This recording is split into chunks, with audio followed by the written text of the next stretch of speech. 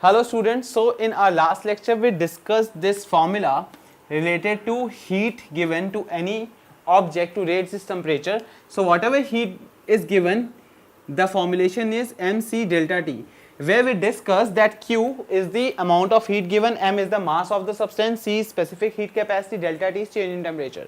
Now before moving further, we are going to discuss something about C, which is specific heat capacity, and also we are going to introduce new term which is called heat capacity. Okay, so what is specific heat capacity? I have already mentioned you the definition, so we'll do it again.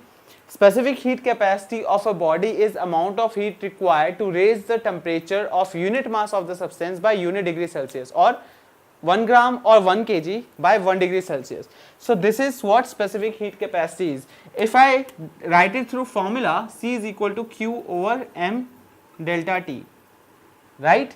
So what do you think the SI unit would be? This is 1 joule over 1 kg over 1 Kelvin.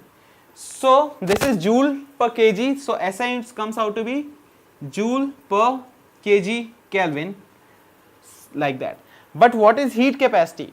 In heat capacity you don't have to consider the amount of substance taken into consideration. So whatever amount has been given, the heat required to change the mass, change the temperature of the body by 1 degree Celsius. So you have to consider all the mass which is given to you. So heat capacity of a substance is equal to amount of heat required to change its temperature by 1 degree Celsius. And what mass? Whole of it. Like we don't have to consider a unit mass or something, we just have to take the whole mass. So that is the basic difference between specific heat capacity and heat capacity.